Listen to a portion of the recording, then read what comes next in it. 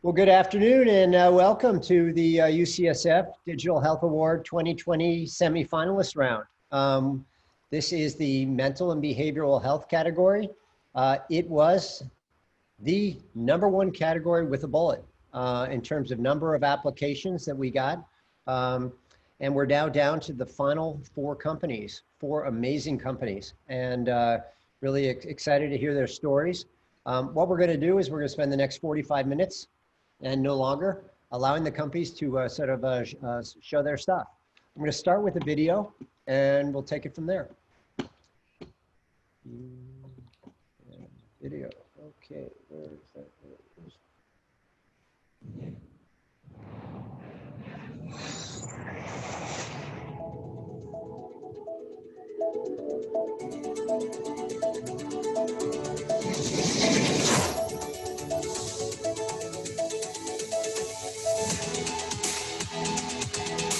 Welcome to the 2nd Annual UCSF Digital Health Awards 2020, the Academy Awards of Digital Health,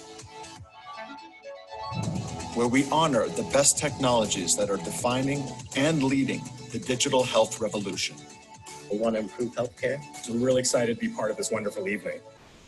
Collaborators include the top healthcare incubators, accelerators, and venture capitalists across America, featuring the top 100 digital health innovators in the country selected from over 1,000 entries, 15 curated award categories, hundreds of judges selected from the healthcare community, healthcare industry thought leaders, thousands of online attendees, and dozens of virtual events, culminating in the September 23rd finals, honoring those who are reshaping the industry and making a difference in the COVID pandemic. Join me, Twee Vu, as we honor the role digital healthcare plays in rewriting the future of health. And the UCSF Digital Health Awards is narrating that future. Join us on September 23rd at 6 p.m. Pacific time for a 90-minute celebration as we honor these winners, changing the future of healthcare. Excellent. Moving to point B. All right. Hi, everyone. I'm Mark Goldstein. I'm back. And today we've got a great moderator in Zachary from Plug and Play, who knows this space cold. We've got 4 great companies. I'm going to talk about what we're going to do with the agenda. We're going to introduce the companies. The companies are going to give a 4-minute overview on what they do. And this is consistent with their submission. We're going to try and get them to tease out why they're different, why they matter, why they're validated, and why they're changing the world. We're then going to go into a roundtable discussion, which are 30-second answers from the companies, where we're going to really, again, focus on how COVID has changed everything for them, and why they basically have made the change and the impact that they have. We're going to be able to take in some questions from the audience, and then we're going to close. This is 45 minutes. 2 purposes of today. Purpose number 1 is we're making it easy for our judges to judge. Purpose number 2 is we have a few hundred people online right now that are watching this, and then we record it, and it really gives people a great sense of who are the semifinalists and why they matter. Little bit about me. My day job is a venture capitalist. I'm a partner at a firm called Builders. We do a lot of healthcare investing. And I run the UCSF Health Hub, which is the innovation center at UCSF. Health Hub is 100% supported by the venture capital community. We have about 22 VCs that donate to us each year. And our job at Health Hub is to help great companies scale and grow.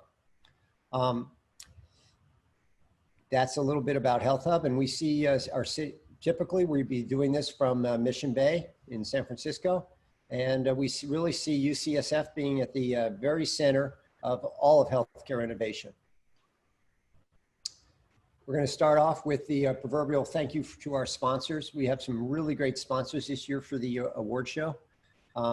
Stepping up in a big way is Wilson Sonsini, a law firm a number of you know and love. NTT, the big Japanese telecommunications company. We have Novartis. We all know who Novartis and their Biome Group. Livongo is a sponsor. And then here are our venture firms. All of these venture firms are donors, and they basically donate to a lot of the education and to the activities that we run at Health Hub. Typically, we be running events on campus. We have multiple events a month. Right now, we've been running tons of webinars and activities, and one of the things that we do is we sponsor the Health Awards. So thanks again to our sponsors. So with that, I'm going to introduce my co-moderator here. And this is someone I've known for well over a year. Got to know him last year.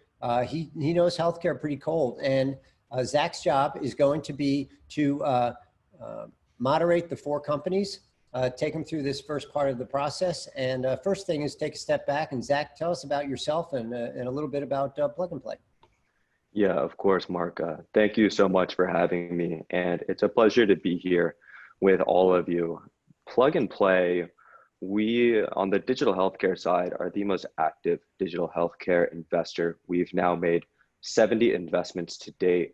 Our unicorn being Guardant Health, we put the first money into them and they have a market cap of roughly about $8 billion. But we've made 9 investments alone just this year. And we're also running accelerator programs. Both Ginger and SilverCloud, 2 of the semifinalists here, have actually gone through that with us. But we also partner with large healthcare organizations to help them be more innovative.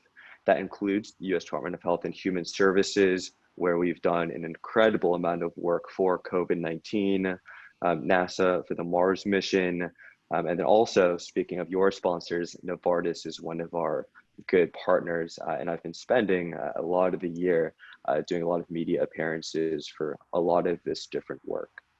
Now, about me and why I'm specifically requested from you, Mark, to moderate this panel is because I am a mental health advocate. Mental health, to me, is one of the most important missions that we have. It's affected people around me that I care about, and I've really made an effort to make my career and purpose about helping other people with their mental health and improving millions of lives so that other people don't have to deal with the issues of mental health, not just when it affects them, but how it affects everybody else. So it's been just an incredible honor to be able to judge all of these companies. This has been an incredible batch of companies that me and the judges have been judging. The semifinalists here are amazing.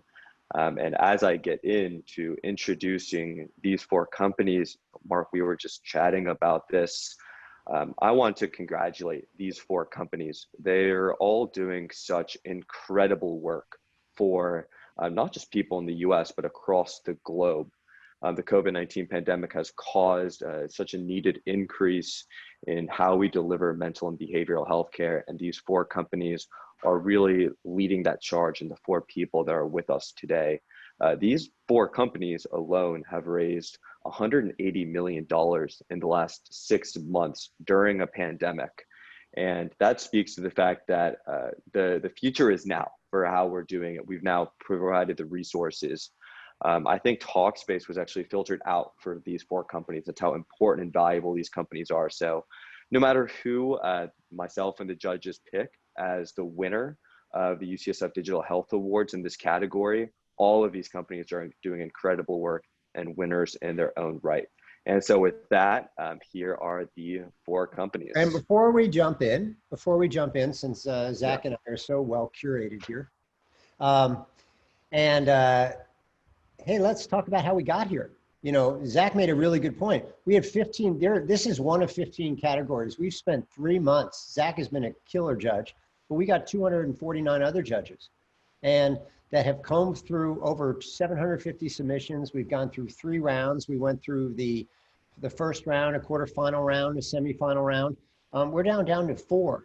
And this is, you know, in a category that's, you know, red hot is an understatement. So our judging criteria, how did we pick these guys? This is our 2nd round criteria. Our 1st round, we were much more focused on just validation and enough market traction. A big thing of what we're doing after the award show is basically going to hospital systems nationwide and making them aware of all of the semifinalists and finalist companies. And it was really important, if we're going to speak to a clinic or speak to a hospital, that they be able to buy your products. And so we needed to see that form of validation. In the second round, we had 50 points. 10 of the 50 points went to value to customers. How important is it what you do on a 1 to 10 scale? Level of innovation. Are you a fast follower company, or have you really innovated in the field? And innovation was important to us, and that represents 20% of the score. Validation is, did you need FDA validation? Are you validated? What other forms of validation? What other clinical trials have you done? The more the merrier. Market traction, are you touching millions of people? Are you touching just 20 people? That matters. And then it's level of differentiation. And that's what we ask all of you judges to think about. How do we basically tease this out? What makes these companies really different? And really with that, Zach, I'm going to turn it back over to you and introduce in the order that you'd like. Fantastic. Thank you. I appreciate it, Mark. With that, I think we should start with Russell from Ginger. Thanks so much. Terrific to be here. Really, really honored to be a semifinalist, and particularly among such incredible other companies trying to solve problems in the space. Ginger is an on-demand mental health system, and we're purpose-built to solve for this huge supply-demand imbalance that exists in the behavioral health space. There's far more people out there that need care than can get care, and it's not only a problem of access from the standpoint of there's stigma involved, there's cost involved, but there's also just not enough providers out there. And so Ginger has built what we call an on-demand mental health system that is designed to deliver end-to-end, highly scalable, evidence-based behavioral health care, but do it in a way that changes the current paradigm so you can deliver far more care per provider. And we start with content, self-care exercises, we have behavioral health coaching, we have therapy, we have psychiatry, and we deliver that care entirely virtually via chat and video-based modalities in order to make sure people are at the right level of care. So someone who is subclinical, they have a lower level of need, they might have our content and coaching. Somebody who needs medication management might get access to our psychiatry as well as our therapists. And in that collaborative care model, we're working to make sure that people always have the right level of care. We provide it 24/7, so any time of day or night when you need access, you can connect with one of our behavioral health coaches and get real care within 60 seconds. And then finally, we are using technology to continue to pull the cost out of care, continue to make sure that we are more and more scalable over time. So we monitor all of our chats, we monitor all of our videos, we provide real-time decision support to our clinicians and coaches so that they can make the best next actions based on what we've seen in the past. And we get people healthy faster, we get them healthy at far lower cost. And we just recently published our depression results, where 70% of our members are seeing a clinically relevant response within a 6 to 16-week period. Our anxiety results are up for peer review right now, and hopefully those will be published in the next quarter or so. Providing care in all 50 states and 30 countries around the world. Thank you. Amazing. Thank you, Russell. Really excited to be able to see those clinical results. And then obviously the results that you already have are fantastic to see, and be able to have that 24/7 support and be available across 50 states, or all 50 states and 30 countries, is fantastic. And with that, let's go to SilverCloud. Ken? Thank you very much. Good afternoon, ladies and gentlemen. Thank you for the opportunity. My name is Ken Cahill. I am the CEO and co-founder here at SilverCloud Health. SilverCloud is not an app or a tool. It's a fully fledged digital mental health platform. So designed to enable easier and earlier access to evidence-based, personalized digital mental health. Be it in terms of content programs and support that are focused on that end user, meets them where they are in terms of in context. So we're not just delivering generic content, we're delivering what's focused. So if it's resilience, if it's sleep challenges, stress management, depression, and anxiety examples. So we've over 30 different programs across the range that we have. SilverCloud, has spun out through over a decade of academic and clinical research into how do you deliver access to behavioral health in a digital way, focused on some of the big barriers and challenges that are there, which are low patient engagement, high patient dropout, and limited clinical improvement. And we kind of worked over those sort of formative years, spun out in 2012 to form what we are, but we've kept that 30% of the organization still focused on that innovation and further validation and research. Today, the platform is proven through multiple full randomized controlled trials, real-world delivery of over 500,000 users since 2012. Half of those would have been in the past 12 months alone, so we're bringing on a little over 40,000 users per month right now. And we directly support 300 organizations across the US and indeed the UK and they are health systems, health plans, and indeed employers to help them support the people that they deliver care to or receive care from. We also support them many hundreds more in terms of some of the largest names across the nation through partnership delivery. SilverCloud, the North Star for us is focused on evidence-based in terms of delivery of clinical outcomes and being able to show and demonstrate those. And we demonstrate them through full validated clinical measures. So for us, we don't see ourselves measuring up against other digital interventions. We're focused on measuring up against the gold standard, be it face-to-face care or other in terms of delivery. SilverCloud is a full, complete platform, as I mentioned, in terms of what it's able to deliver. And we are continually focusing on innovation. So partnering in terms of research with Harvard, Stanford, WashU, NIMH, Penn State, the VA as well, through to working together now for over 2 years with Microsoft in terms of machine learning. How can we deliver more in-context care for an end user, that is meeting them again where they are, making sure what we have is not just appropriate, but is also helping around engagement and clinical, real-world clinical impact. Program development, continued development and delivery into sort of younger populations across the state of Illinois and Mississippi right now, and rolling that out across nationwide, and really focused on bringing digital health. From my perspective, we're focused on taking digital health from being a niche to being the mainstream, and then taking it from being kind of considered the alternative to being the preferred. And being the preferred by that end user, that patient, that member, that employee, as well as that clinician who can often be as part of the care pathway. Thank you. Yeah, of course. Thank you, Ken. That was one thing that I personally was impressed with by SilverCloud, was the diversity that you have, not only in your spectrum of services, but also your partners. I was really impressed by what you've been able to do there. And so with that, let's go to the next company, Kelvin with Big Health. Hey everyone, I'm Kelvin Kwong, VP of Product at Big Health. We're honored to be a semifinalist among such a great set of companies. And so what we do at Big Health is we build fully automated, personalized programs to address mental health conditions. And the way that we have done this is really taking a combination of this engagement factor and the clinical evidence piece. I think a lot of the folks on this panel are addressing a similar challenge, and how do we deliver real clinical outcomes in a way that really engages those hard to engage users? And the way that we really do this is with something that we call entertainment as medicine. And so when we think about that engagement factor first, is how do we deliver tried and true, very well proven evidence-based techniques in cognitive behavioral therapy to users in a way that will actually resonate? The way we do that is we work with industry experts who do that for a living. For example, story artists from Pixar who really think about how a character and how an animation can really evoke emotion and resonate with you.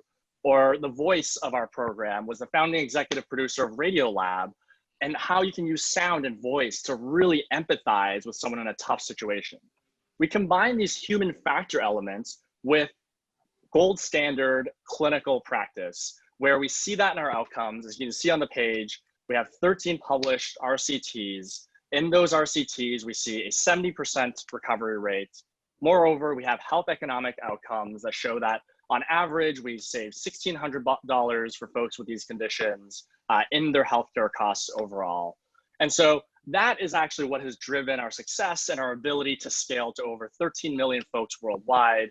And during COVID, we were also able to add an additional 6 million folks in a free community program that we rolled out as a way of trying to do our part in driving mental health forward. Awesome. Yeah. Thank you, Kelvin. And I think that's one of the keys really for any mental health startup is it's quite a saturated market, but you've done such a great job at being able to differentiate yourself by bringing in these amazing storytellers and then bringing that into what you're doing. It's very easy to remember Pavlov's dog, right? And the name Sleepio, very easy things. And so with that, I would like to now bring it to the last semifinalist, Dr. Nicole Bender of Doctor on Demand. Hi, everyone. Yeah, so grateful to be here and a part of this awesome group. I mean, I'd add to what you were saying earlier, Zachary, about just having a passion for mental health access and improving access to everyone who needs it. As a physician, you know, what sort of led me into the field of psychiatry was because I was seeing so much of what had the outcomes of physical health and well-being had to do with where you start from your mental health. So that has led me to Doctor on Demand, which is a unique, fully integrated healthcare service that really connects patients with high quality and evidence-based care when they need it the most. So our service really empowers patients to choose a licensed psychiatrist or psychologist or master's level therapist with a specialty or background that's right for them. Our services are available 7 days a week, including evenings with same day visit availability as well. So for everything from medication management for complex conditions to talk therapy, it's available to our patients at their convenience. And our patients are consistently rating their video visits directly with providers at a 4.9 out of 5 stars on average. In addition to our high patient satisfaction and engagement, we also have the data that backs that up, right? That our patients are really experiencing improved behavioral health outcomes and are getting back to living the kind of lives they really want for themselves. So we're tracking that over time with our PHQ-9 and GAD-7 depression and anxiety assessment scores. Additionally, on average, our patients are really just waiting less than 7 days for their first behavioral health visit with a Doctor on Demand behavioral health provider, which some of those numbers are changing for brick and mortar given 2020 and COVID and what that's done to the state of the world. But in general, that's about 80% sooner than say the national average where it was previously. We're really focused on our providers being able to establish longitudinal care, compassionate care, where they're meeting the patients where they are, that they're engaging in collaborative care with our medical practice as well, so that we're really treating that full person and getting their all of their needs met with our point solution. That's amazing. Thank you. Yeah, I do agree that Doctor on Demand it provides the full suite of everything that can be provided in the hospital, and that you've been able to take that virtually. So it's really incredible. Thank you. With that, Mark, I think you would like to take it from here to start off. Well, we're gonna tag team. It's always more fun that way. So, hey guys. So, we're gonna go through 30-second questions and answers. We'll start with the top. Really, there's the three themes here. What you're doing, what was the old way, what's the new way? What have you done? What is your new way, and how important was the old way? And so let's just start with that. So we have 30 seconds. Russell, I'm gonna throw it to you to start. And so how were things done pre-Ginger, and how are they done right now?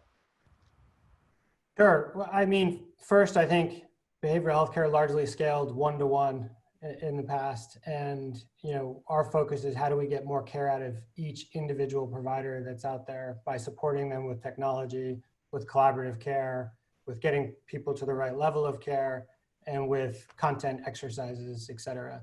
And so today we're at the point where we're delivering about 4 times the care per provider that can be delivered otherwise far more effectively and cost effectively. And we're increasing that by about 40 to 50% each year as we continue to innovate and scale. Great. Okay, Ken. Yeah, I think, you know, from our history perspective, we spun out from over a decade of research into, you know, what was the old way, which is essentially low engagement, high dropout, and limited clinical improvement. We built and continue to build a platform that is an earlier, easier access to mental health care, that's evidence, not just evidence informed, but fully evidence based. And we kind of keep pushing forward the industry. We publish all our protocols and how we do our evidence and the best practice that we find and deliver. But working with Microsoft for over the last 2 years with the 54,000 user data set to find out what type of engagement was, you know, was causing correlation between a user engaging versus a user getting and achieving the outcomes. And we will continue that research and continue that delivering in context access to care with a core focus on that North Star of outcomes. Okay, great. Nicole, 30 seconds. So I would say Doctor Demand is really changing the status quo because not only of the time to access care, right? If you're engaging your behavioral health specialist face to face, yeah, clearly that's your gold standard, but we're improving access in terms of timeliness to that. And another major barrier I found was really the collaboration, right? There were a lot of siloed EMR systems that were not speaking to each other in any way. When you're able to gather all of the information that you need about that particular patient over time in front of that same provider who really gets to know that person longitudinally, that's a game changer for the kinds of outcomes you can see and the quality of the behavioral health care that you're providing to the individual. All right, Kelvin. Yeah, for us, we've really been focused on this idea of building the digital drug, the digital medicine, and that's why we are purely programmatic. For a very long time, drugs have had a monopoly on the treatments that are effective, scalable, standardized, affordable. Once you figure out that molecule and you do lots and lots of work to figure out that molecule, you can print millions of them, millions and millions of them. You know, if you took an Ambien and I took an Ambien, we're pretty sure that we both get probably pretty sleepy.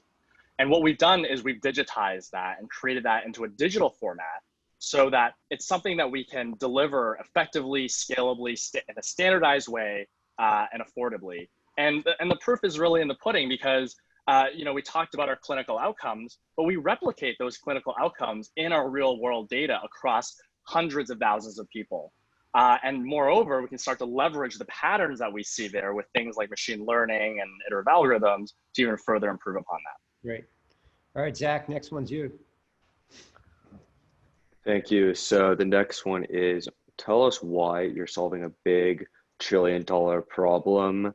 We all know, I think, the answer to that one. So let's really kind of get specific here into the number of patients, the dollar saved, and the community impact that you are specifically having. And I think with this one, we'll go in reverse. So Kelvin, we'll start with you. That was a tricky one, eh? Flipping it. I like that. Yeah, so I mean, this is a pretty simple one for us because we really do focus a ton on our scale and our evidence. And so today, our product is available to over 13.5 million folks worldwide with some distribution via, you know, in the UK, via the NHS, but also lots of health programs in the US. As I mentioned during in the beginning of COVID, we realized that we had a role to play in everything that was happening. And so I think even before a lot of the shelter in place policies went into place, we launched a community access program to get our product out into the hands of people who need it the most. And that ended up getting out to about 6.5 million people. We have completed a published health economic study that has shown in a controlled environment that folks who use our program cost the health system $1,600 less in that period. Great. Okay. Thank you. Nicole? Yeah, so with Dr. Demand, we're really solving this problem because the access to behavioral health specialists has been decades in the making, right? We know that the odds to response to a psychiatric disorder or symptoms decrease by 9% every week that care is delayed. So being able to improve that access rapidly in rural counties, in even urban areas where patients given COVID are not able to get into their face-to-face provider is really going to reduce the cost of absenteeism, of ER visits, of hospitalizations, all of that kind of lost productivity that patients who are really suffering with mental health disorders are really dealing with. Great. Okay. Ken? Yeah, just if I kind of step through some of the numbers. So we spun out from a decade of research in 2012. We've over 300 organizations who use our platform directly, hundreds who use it indirectly through some of our big partners that we work with across North America, indeed Europe. We delivered the platform to 500,000 users so far. Half of those users in the past 12 months. We have over 84% of the entire NHS in the United Kingdom, the entire NHS mental health services using our platform to deliver care, primary and secondary care. We help organizations achieve a 17x ROI in terms of direct ROI, and many times that in terms of indirect ROI. 30 evidence-based, fully validated programs across the acuity spectrum, from well-being, such as stress, resilience, full interventional suite around depression, anxiety, and then chronic disease, looking at the comorbidity between, say, diabetes and mental health, say, cardiovascular disease and mental health, and bringing the body and head back together again. Over 50 clinical papers and half a dozen full randomized control trials delivered today. Thank you. That's Great. Thank you. And Russell? Sure. Yeah, I think the problem obviously is that there's a huge amount of people that aren't getting care. So 300 million people estimated by the World Health Organization have a diagnosed behavioral health condition but aren't getting care. They estimate another billion are subclinical but have some behavioral health needs that may turn into more clinical needs. So it's obviously a huge problem. Ginger today supports about 230, 240 organizations. We're growing at around 2 to 3x per year at this point, grew about 3.5x last year. We look at outcomes in terms of both disability adjusted life years. So looking at the WHO's estimate, and we estimate we'll save about 1,000 disability adjusted life years this year to society. Specifically to customers, we have tens of thousands of people that now have access to care that wouldn't have had access otherwise. And we're supporting over 1 million lives in total. And ultimately, we think that the notion here is to get care to people 24/7 that wouldn't have access to care otherwise because of the friction involved in the current system, whether it be providers' availability or just the fact that it's so stigmatized today. That's great. Great. So, Zach, I'm thinking that the last question in this category is ridiculous. So, I'm not even going to ask it. I don't think we should ask it. We all know that what COVID did here to you guys, it basically, it just lit a fire under your businesses and fast forwarded you 3 years in one. So why don't, maybe you end it with 30-second parting shots from each of you, and we'll go, we'll reverse order again. I love Zach's idea. And so, why, again, why your company, why your solution? Just 30 seconds, bring it on. So me this time again? Yep. I think that means you, yeah. Yeah, well, look, I think it's a great thing for the world that all of these companies are here, because there's so much need out there, and I think everybody here is doing a great job in trying to support that need. Specific to Ginger, I think the core differentiator for us is we're really the only company out there that's thinking about this entire spectrum of care, from self-care and content and activities and exercises to coaching to therapy to psychiatry, all working together in a collaborative way to maximize impact while minimizing cost. And I think that's a very unique differentiator for us that will enable us to scale well into the future. We just received investment from Cigna to help us continue to scale. We received investment from Kaiser Permanente to address their population. So we think that we're in a good position to continue to really grow this and help a lot of people. Great answer. Who's next? I think that would be me. Yeah, we're honored to be here and honored amongst some great companies as well, doing and delivering something that's so near and dear to us all and so important. When I look at a kind of an evaluation or comparison, I think we always think within SilverCloud, you know, number one has to be focused on outcomes in terms of real world validated actual outcomes and impact in terms of clinically measured. The research backing and indeed research and future focus. Is this enabling a health system to deliver more care at less cost in terms of that kind of ROI and scale, moving from one to one to one to many? Risk, security, data privacy and data integrity are key as well, as usability, integrating within the care pathways, within the EMR, within the employee case systems, and making it, you know, essentially light lift for that end organization. You know, there's enough friction points out there about providing access to care, and we don't want to be one more of them. We want to smooth this all out. Nice, great. Nicole, I think you're next. Yeah, thanks. You know, I would just say it's such a unique time in our country, you know, not only given COVID, the economic impact, social injustices, that's all very clear, right? You know, from everything from the National Center for Health Statistics to news outlets across the country, we're seeing symptoms of depression and anxiety have increasing to never before seen levels. So, you know, with Doctor in Demand and our integrated solution, you know, we're really able to lean into the expertise of our providers, giving face-to-face care, leading on our integrated medical and behavioral health practices to be able to get members access to even on-demand care within minutes as we cross-train our medical physicians, and they're available 24/7.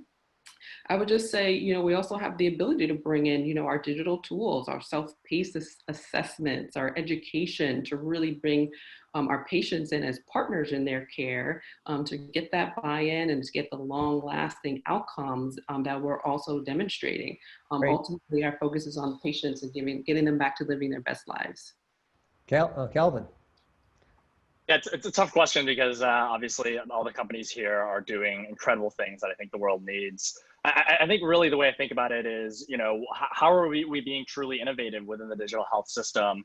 And I mean, the first part is to echo what Ken said, is that, you know, it's about the evidence. And, you know, for us, we have that rigorous clinical evidence base with 52 published papers, 13 RCTs, proven health economic studies with controls.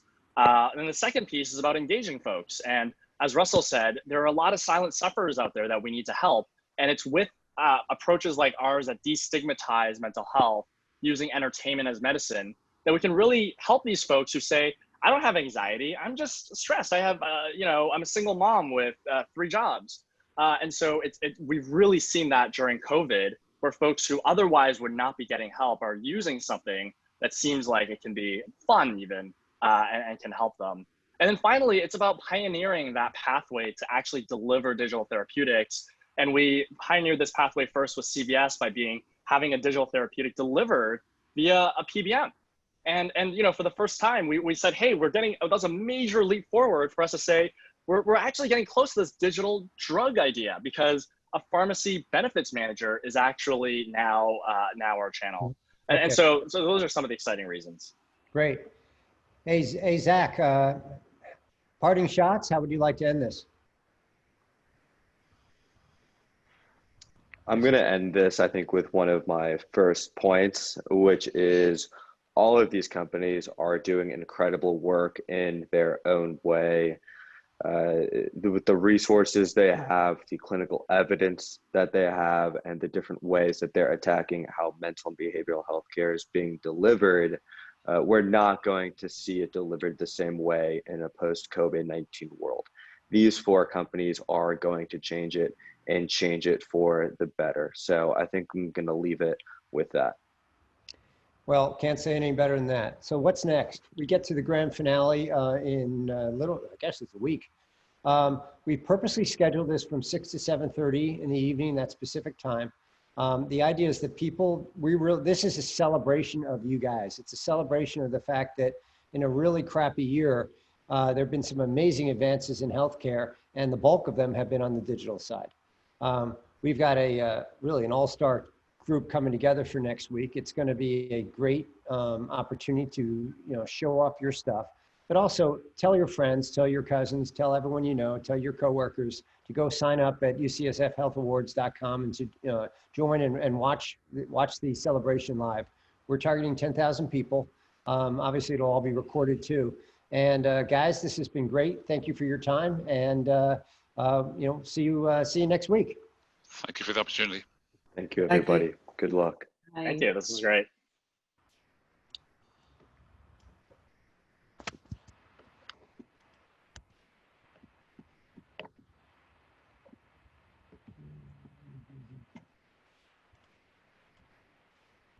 Mark, it seems we have a quick question here. I don't know if this attendee from Jessica is still there. I just answered. Yeah, perfect. Thank you, Zach. All right, thank you. Bye.